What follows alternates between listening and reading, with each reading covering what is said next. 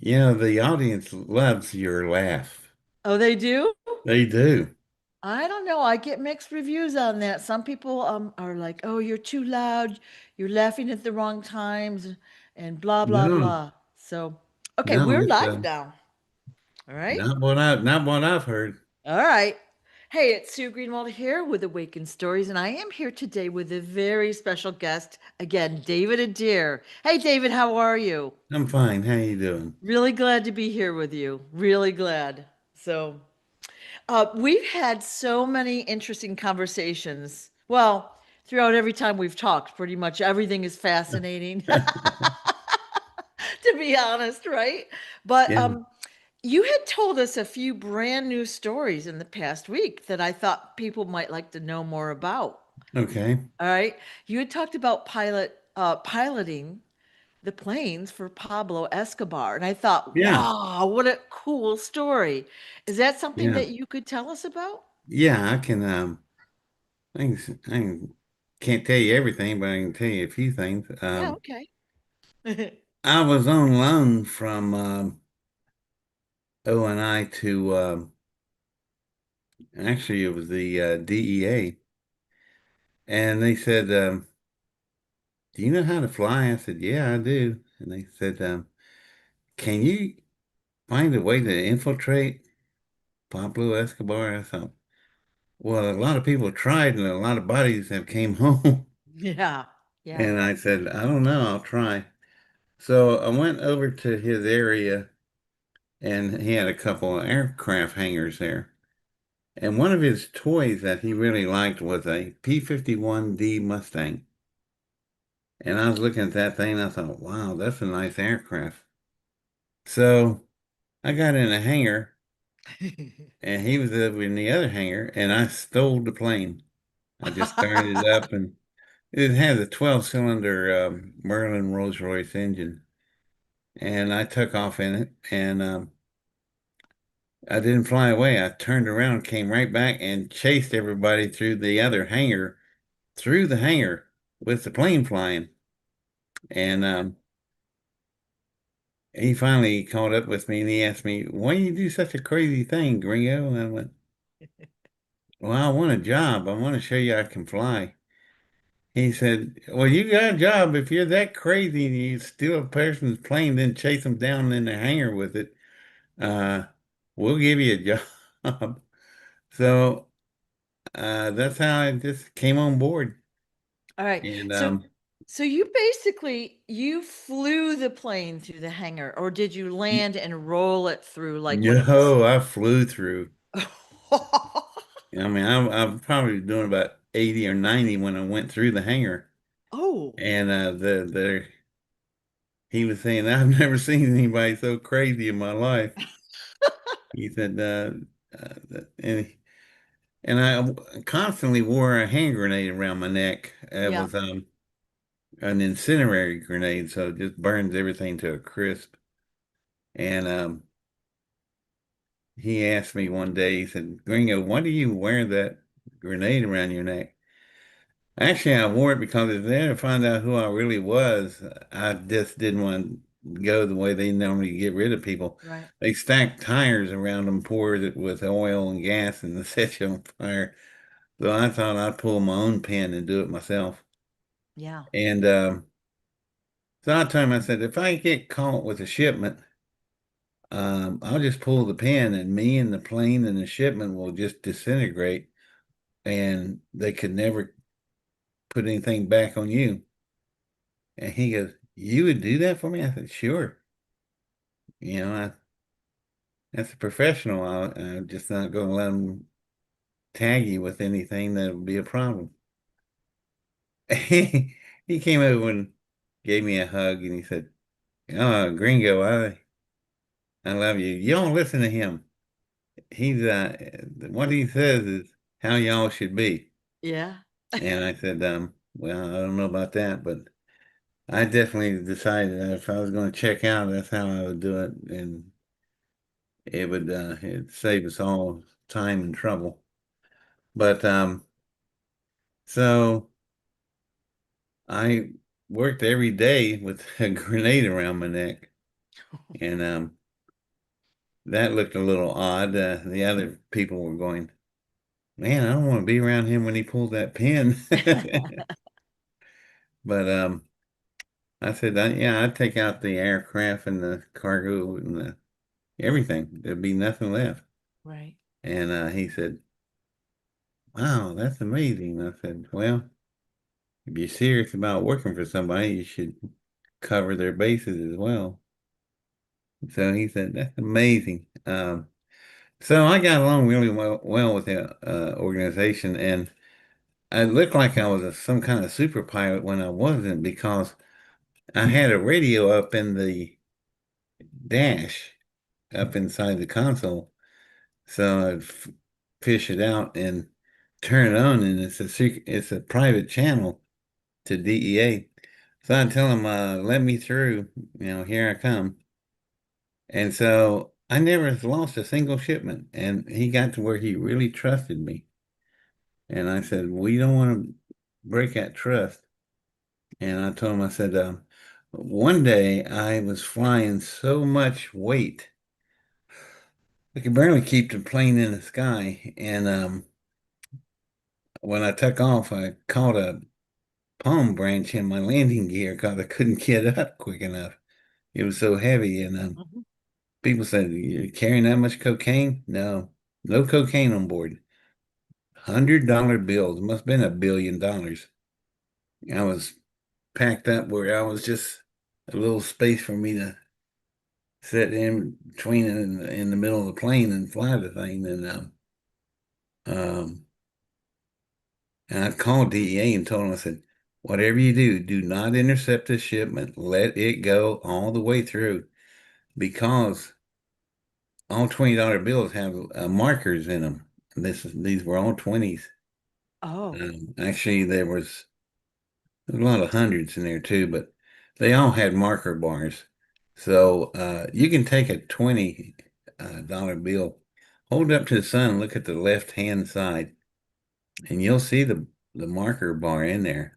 right. And so I just flew that thing in. I was so heavy that when I landed, it was a brand new plane. I blew all three tires out because it was just so heavy.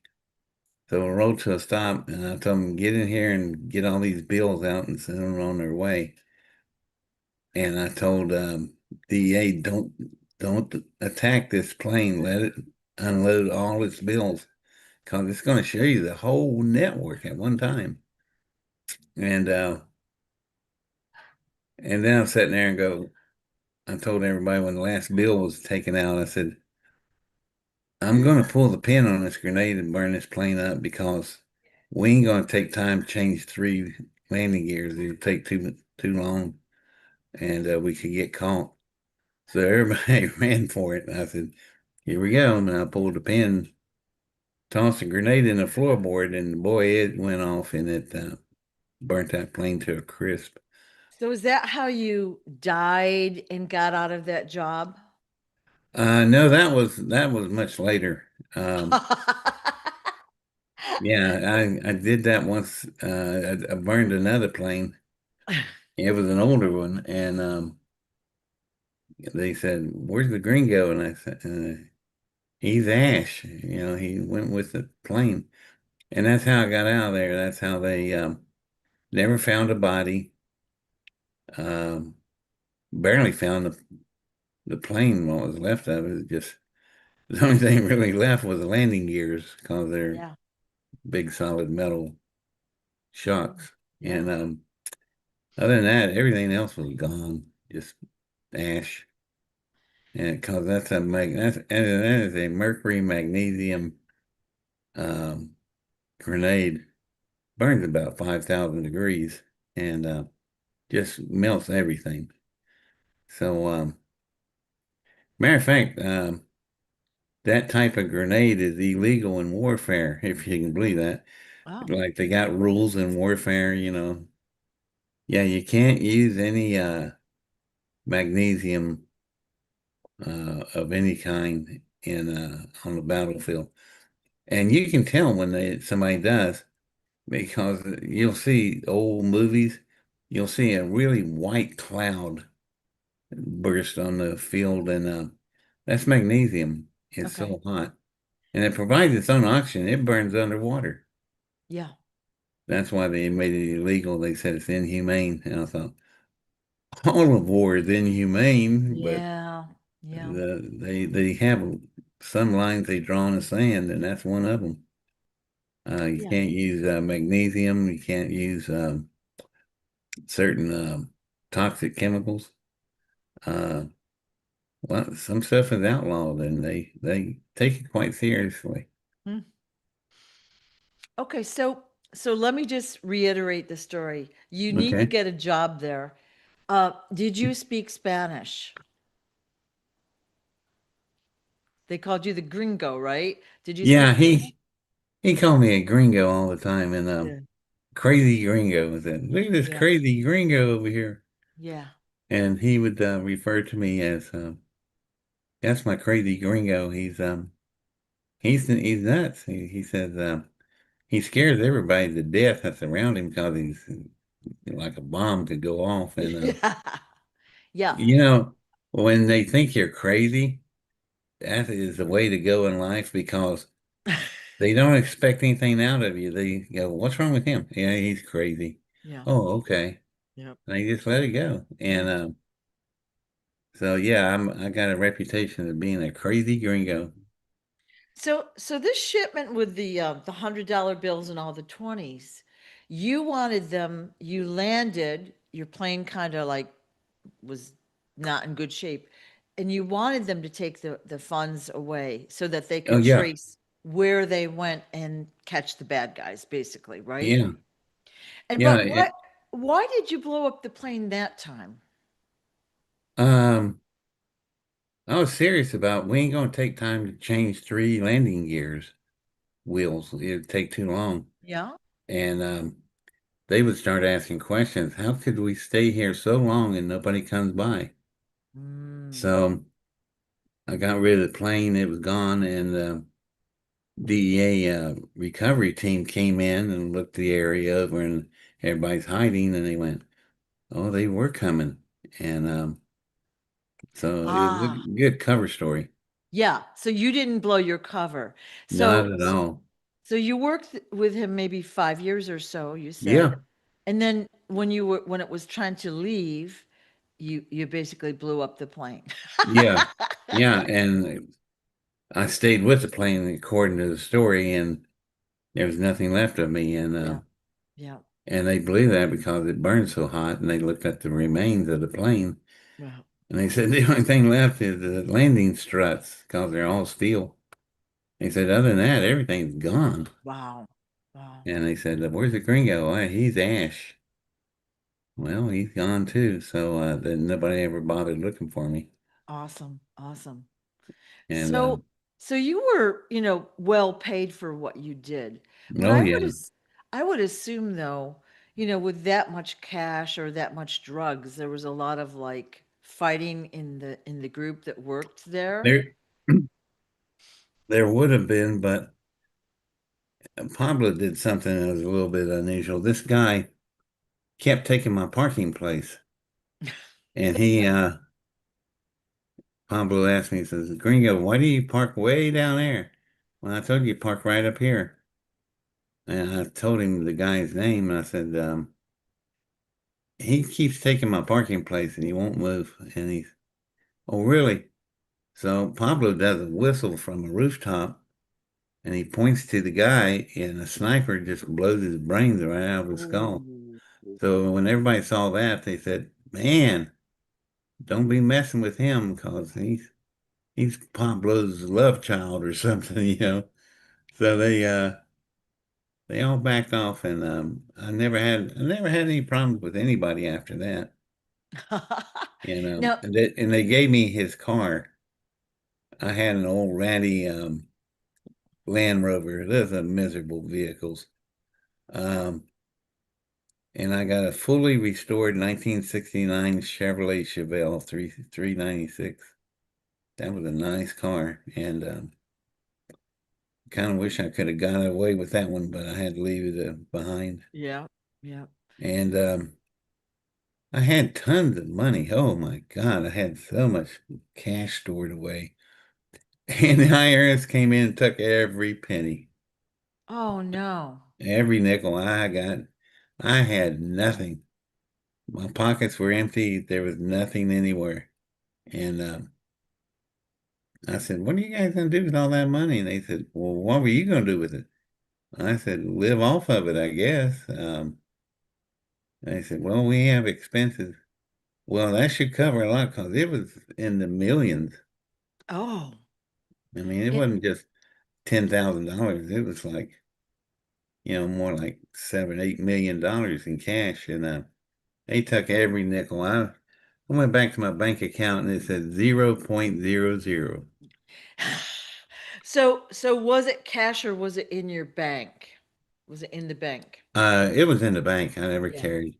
I never carried any cash on me. Hell, I couldn't even buy a Coke for you, Mm. or a hamburger or anything. I was completely cashless, Yep. and that's the best way to do that. Yeah, okay. That to me that was such a fascinating story. Like how smart you were to have the grenade around your neck. How Yeah, shocking. I didn't know what to do. I Yeah. said, I can't get caught by these people. They'll be so hostile, Yeah. and I just couldn't do that. Um, I need to take a bathroom break. Can I do that? Well, I will talk for a couple minutes while you go, okay? Okay, We're do we're that. on live, so I'll do some You talking. got any PBS or Yeah. any commercials? Now's the time to do it. Now's the time. Okay. I'll do some fancy footwork here. Okay, thank you so All much. right. So, hi everybody. I'm going to just talk for a while. I'll edit this out of the video for the future. But okay. So many of you have seen that my next book about Smarty, King Smarty, Mission for Earth has arrived. And so I physically got the books yesterday and I have probably shipped out a fair amount of them. So you should be expecting the books in the next week or so for those that are in the US. For those that are international, it will take much longer, of course. And let's see, what else do we need to talk about? I have a new website. It's still called Awaken Stories, has a different look. All the products are in one little shop tab, so that includes books, pendants, mugs, and other things like that. So all of that's there. Um, I know David hasn't been feeling good this morning, so we are going to just go as long as we can go today. And if we have to cut it short, we will. But he has got some fascinating stories. Up, and we've got a special guest. What's How up, are y'all? you? Hi. Two, Fantastic. two Is special this guests. is this live? We are live. Oh, snap. Yeah. You know, Hi. I can talk about anything. What do you want to talk about? Oh, we're good to go. We got a lot of stuff going on, so Yep. everything's fantastic. Okay. Okay. So, yep. Okay. All right, well, we'll see. Let's I'll edit this out of the video for later. all right. That's all good. I'm gonna uh I'm gonna block this. I mean, shut it down real quick Yep. while we handle what we gotta handle. Okay. Hi. Hi, honey. How are you? Hi. All right, come. Yo. Yo.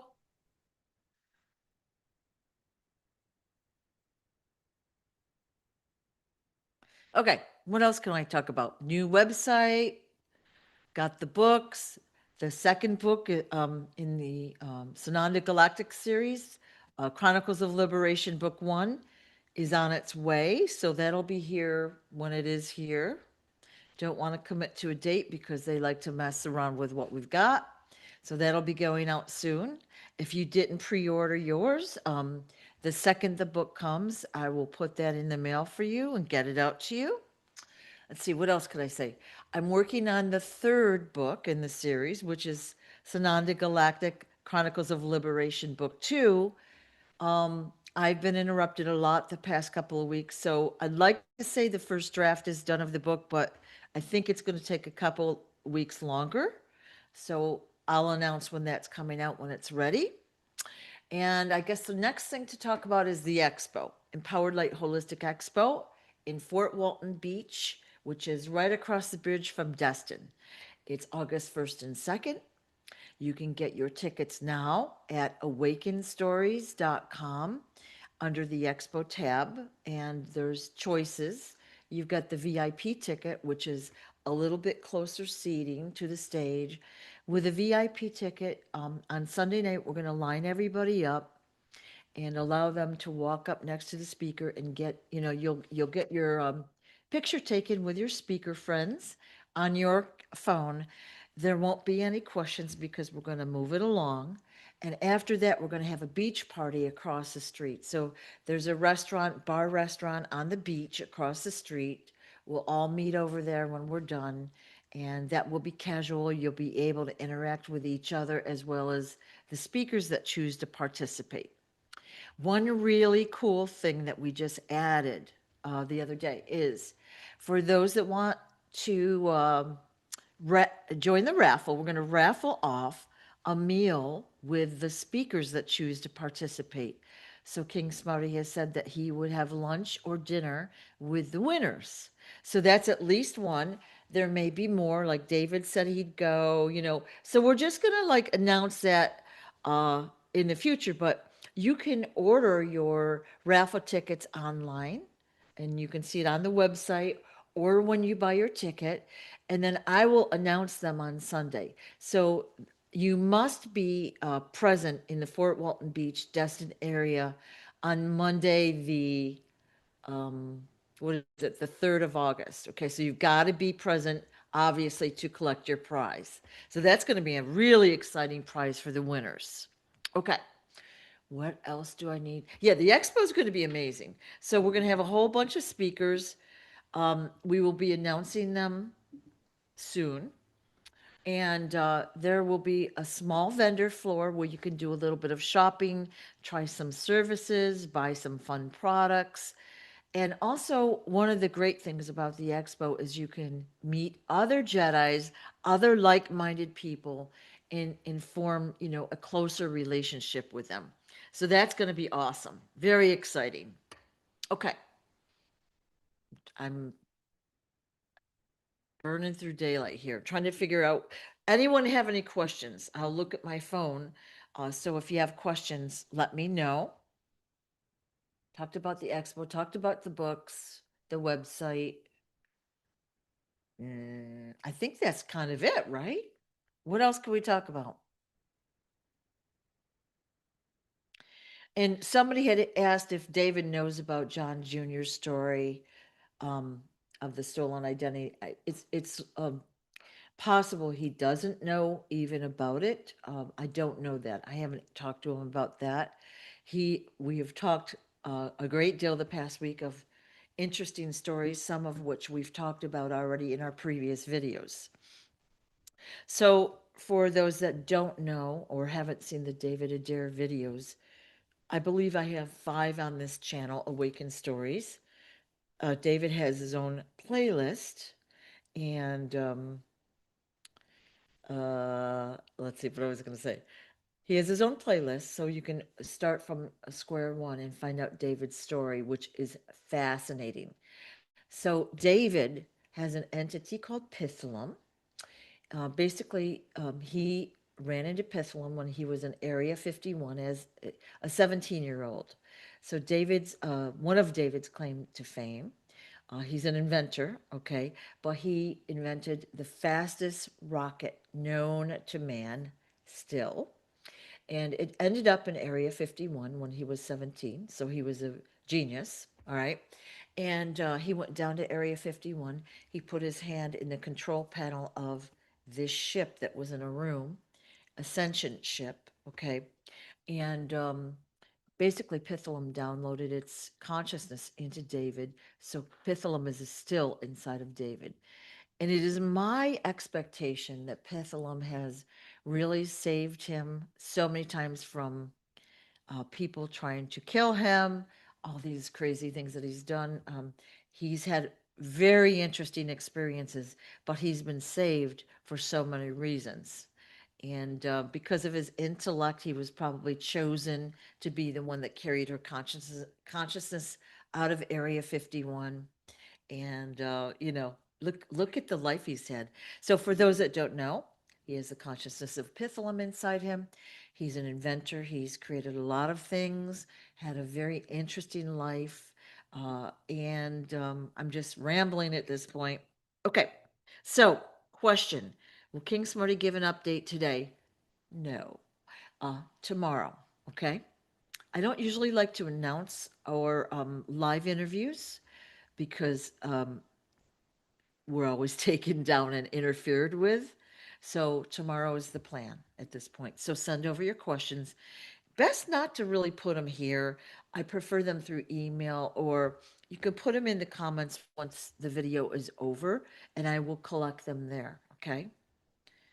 Has Pithalum got her new body? Has she been reunited with her family yet? Is a question. So Pithalum's family is hovering above Earth as we speak, and kind of well aware of what's going on here to help.